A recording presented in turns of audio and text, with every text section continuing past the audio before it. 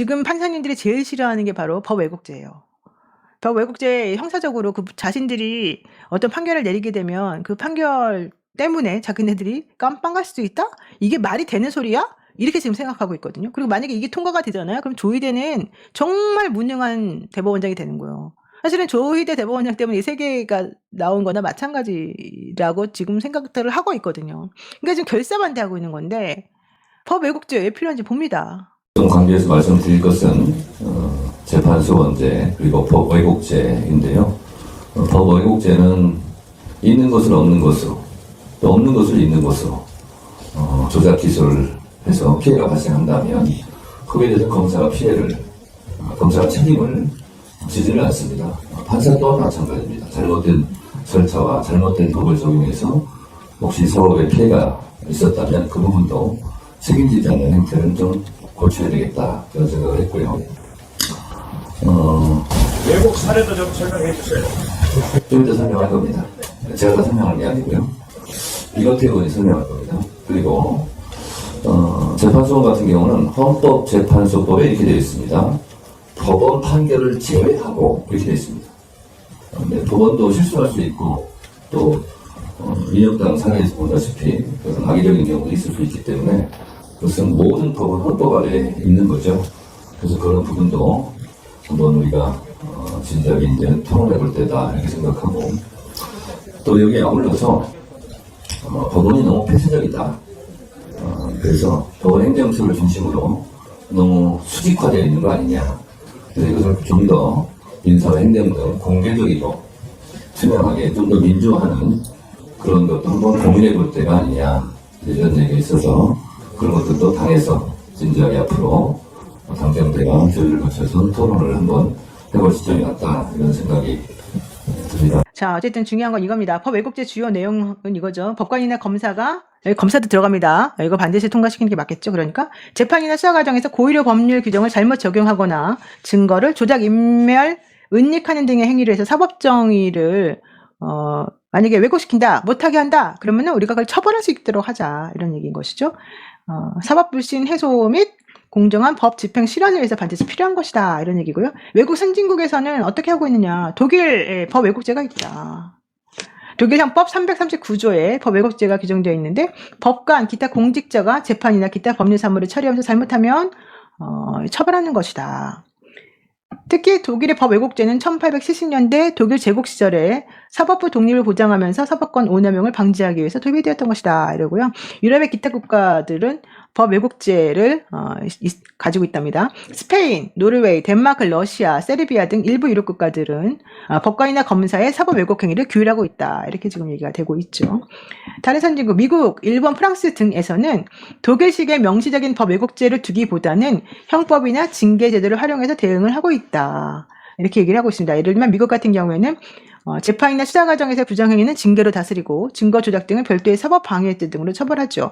우리나라도 직권남용 같은 걸 통해서 해볼 수도 있겠으나 사법부나 검사를 상대로 해서 직권남용이 인정되는 경우는 거의 없습니다. 이러니까 법 왜곡죄라는 걸 명시해 놓는 것이 상징적으로 매우 중요하다. 이런 얘기를 지금 하는 것이죠. 또 그리고 중요한 게 재판소원제도입니다. 재판소원제도가 정확히 뭔지부터 한번 해서 한번 들어보겠습니다. 국회 법사위를 통과한 재판소원 제도를 두고 대법원이 강하게 반발하고 있는 가운데 헌법재판소가 대법원의 주장을 조목조목 반박하고 나섰습니다. 양대 최고 사법기관이 충돌하는 양상을 보이고 있는 겁니다. 앞서 법원행정처는 재판소원이 실현되면 소송 지옥이 될 것이고 헌법 개정 없이는 불가능하다는 주장을 폈으며 조희대 대법원장도 우려를 나타냈습니다. 그 결과가 국민들에게 엄청난 피해가 가는 문제이기 때문에 계속해서 우리 대법원 국회와 함께 협의하고 설득해야 될 것 같습니다.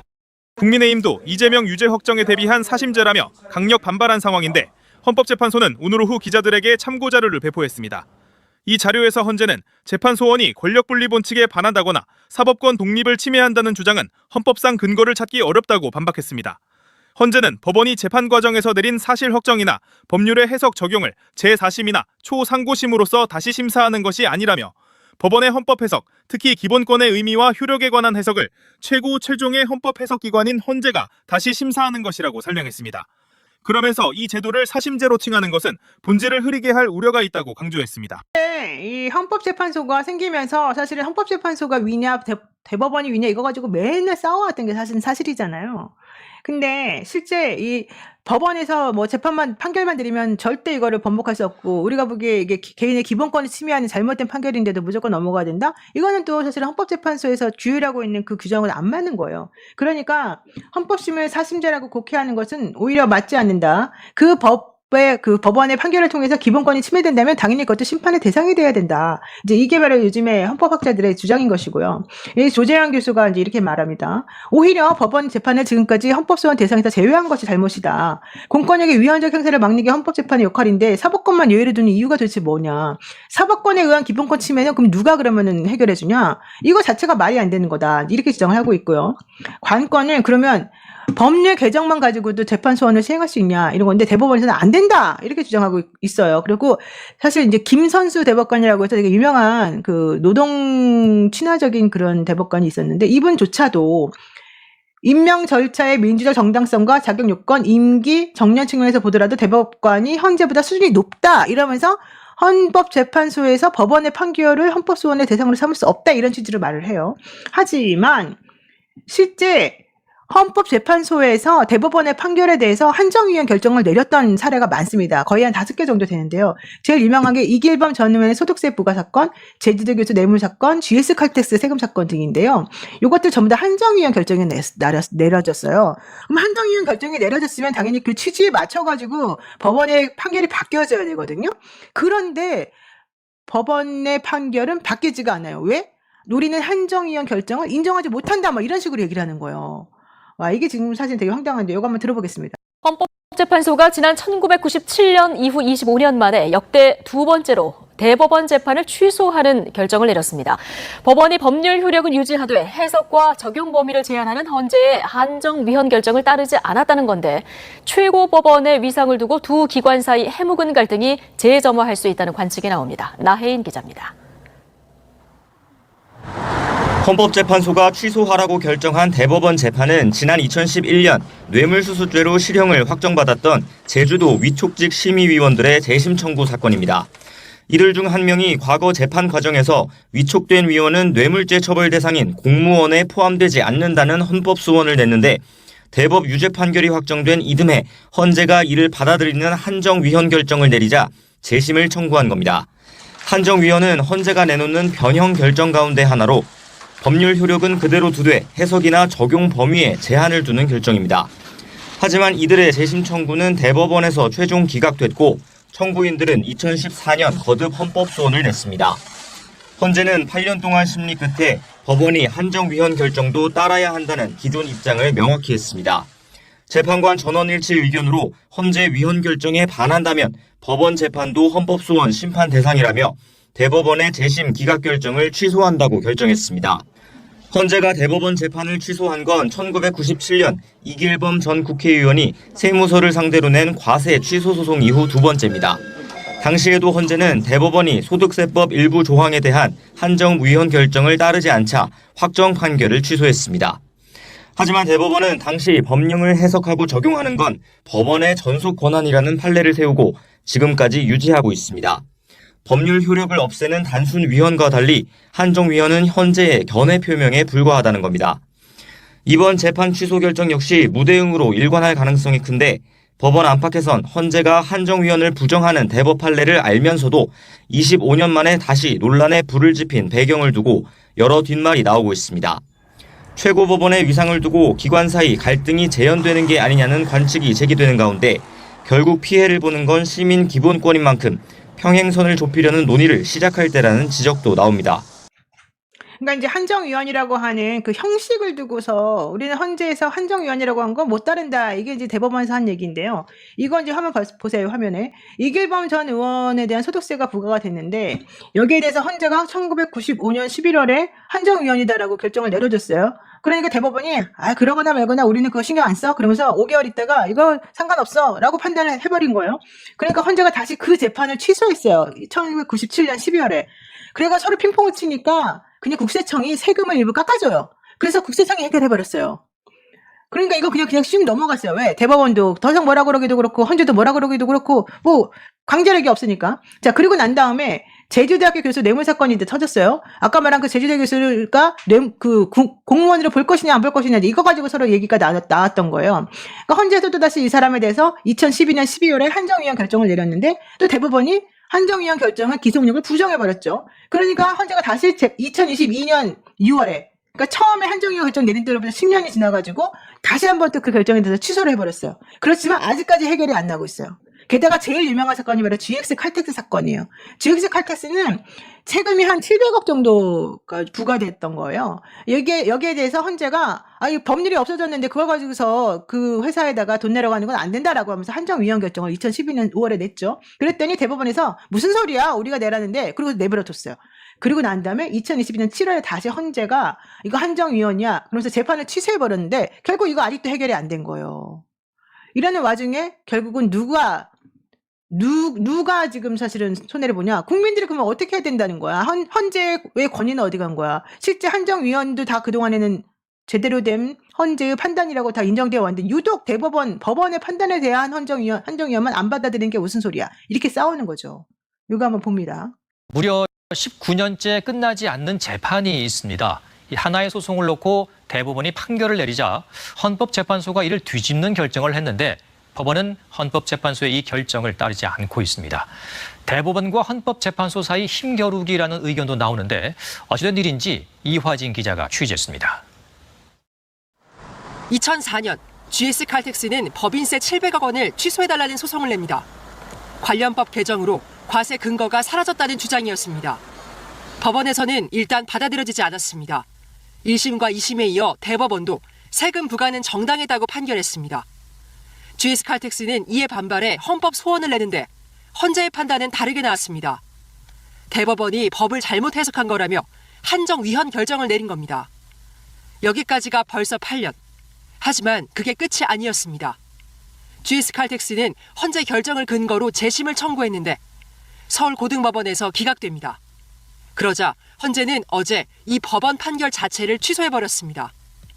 헌정 사상 세 번째 재판 취소 사례. 그 다음도 또 안개 속입니다. GS 칼텍스가 다시 한번 재심을 청구한다 해도 법원이 받아들일 가능성은 크지 않습니다.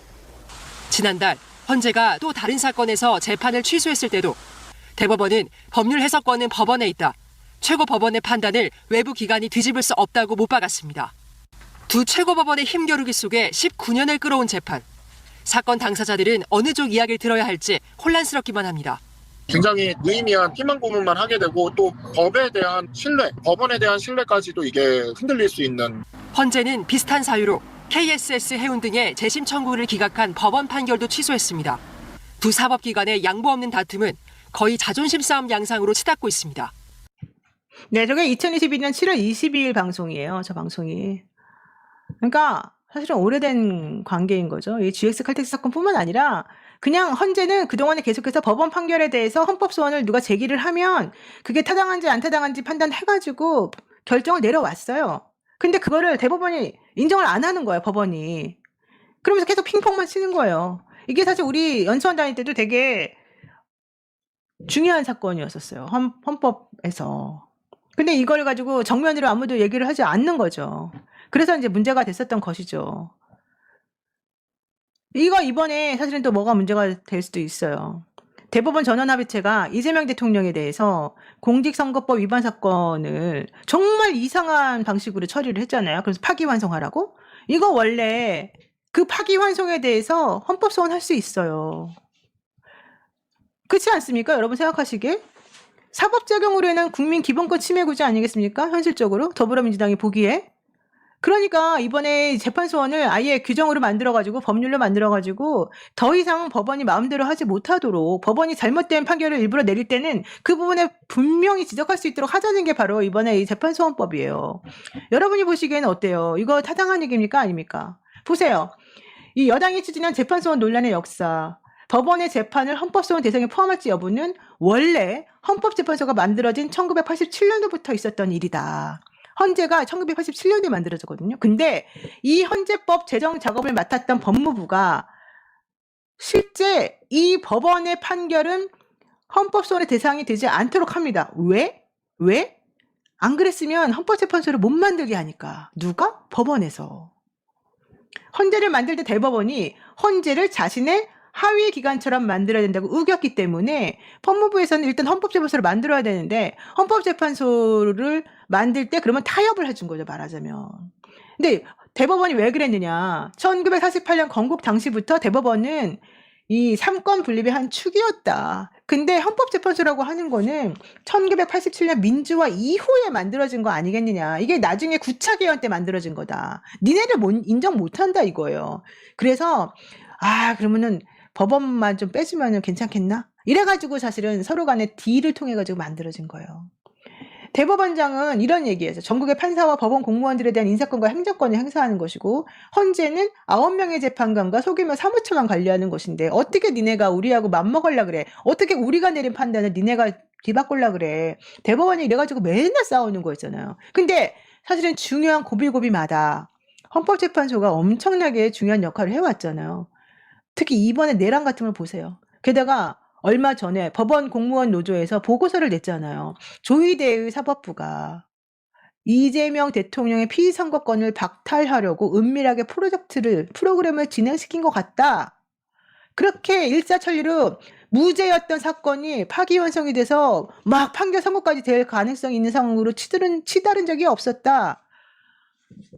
이거 진짜 끔찍한 거 아니겠습니까? 실제 헌재가 만들어지고 3년 후부터 이 문제는 계속해서 터져 나왔었습니다. 그래서 이번에 이걸 해결하지 못하면 사실은 더 이상 해결할 수도 없다. 왜? 민주당이 지금 국회의원 수가 이렇게 많으니까 그나마 이거라도 지금 하는 거지. 안 그러면 할 수 있겠습니까? 절대 안 되는 거죠.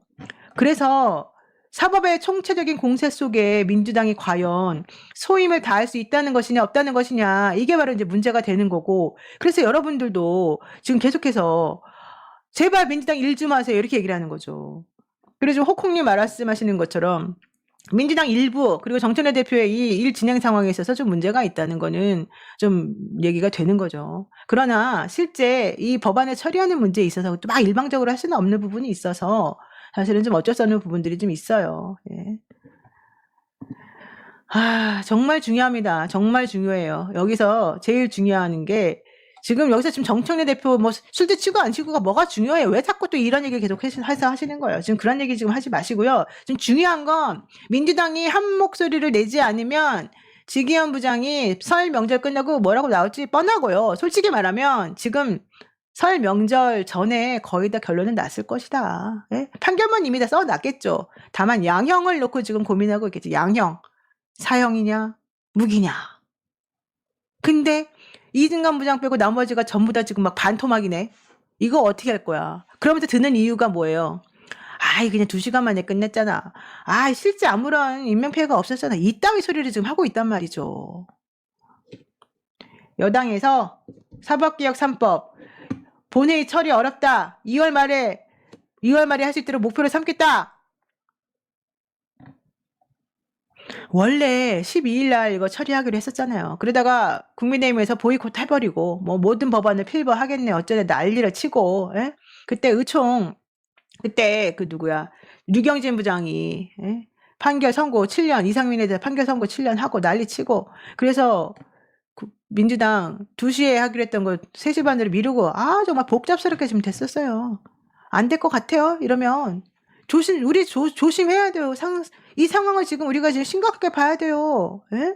지금 우리가 끝난 문제 가지고 자꾸 떠들 때가 아니에요. 이제 뭐가 중요한지 선택과 집중을 해서 얘기를 해야 됩니다. 예? 모든 게 100% 200% 내 마음에 드는 게 어딨어요. 예? 여러분들도 좀 중요한 거 중요하지 않은 거에 좀 선택과 집중을 해주시고 지금은 한 목소리를 내가지고 사법부가 자꾸 요리들이 빠져나가려고 하는 거를 우리가 막아야 된다는 게 제일 중요한 거거든요. 여러분 한번 생각해 보세요. 이게 얼마나 중요한 일인지 한번 비교를 해보세요. 이진관 부장하고 류경진, 백대현, 우인성 이런 분들의 판결을 한번 비교를 해보세요. 우리가 지금 그분을 위해서 힘을 몰아줘야 된다니까요.